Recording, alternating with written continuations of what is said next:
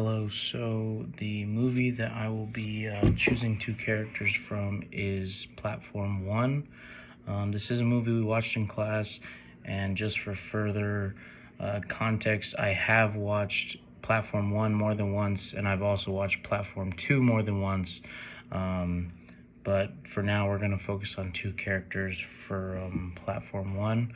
Obviously, the first character I can resonate with is the main character, Goreng. Something I resonate with is at the start of his experience, he's very naive. I think we go into a lot of situations in life thinking everything's going to work out, nothing can go wrong, certain things like that. He's also optimistic even when he gets in the program that he starts off at a decent level and he's thinking to himself, there's food for everyone, why can't there be food for everyone? Obviously later in the film we learn that this is a oversimplification of how the prison actually works. I feel like most people want people to be good. Obviously we learn that even in our lives or in the most extreme cases like in Goreng's case, people just do not follow this. They don't subscribe to fairness like they do. Once he starts to kind of get into the lower levels, like anyone else, you get into desperate situations and you definitely start to lose yourself. You lose your compass of morality.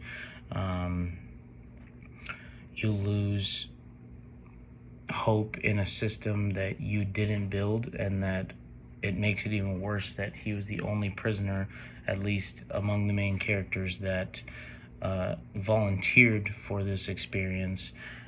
So he kind of learns that the lines between good and bad aren't so linear. They're not so black and white. He has to do things to survive that he would never do outside of the prison. And he learns that these other people that he met, whether they're above or below, or even his very first roommate, he learns that it's not black and white. You have to do what you have to do to survive, especially in extreme cases.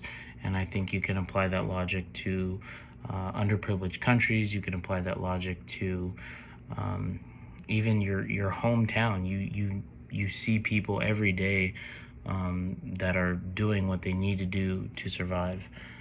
The second character I resonate with is Baharat, which in the movie he acts as his kind of sidekick.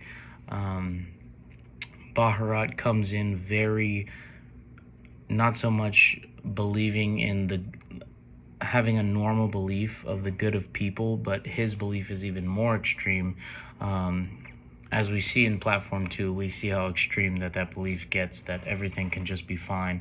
But going back to Platform 1, Baharat is almost the opposite. He has no sense of people are bad. He's overly optimistic and trusting of people, and his naivety continues even after all the hardship he has. Obviously, we see Goreng's his naivety kind of fades as he sees the dark things. But Bahra is loyal to the end. I resonate with that as well. He literally got defecated on and has kept the faith in this idea that the platform can operate as a unit. And he ultimately would follow Goreng to the end of the earth. He has no end goal but to spread the message. And when they go down and it comes to killing people, protecting the panna cotta, which was the last dish, he had no sense of restraint in doing that. And so I think they counterbalance each other. It shows a contrast between the two characters. But at the very end, when they have been beat and battered and done things that they would have never imagined themselves to do, that's when they almost seem the most similar. They both, at the end of the movie, understand that there's nothing they can do to change the human instinct, to change the human nature. It's gonna be dog eat dog world, no matter what they do, no matter what message they find.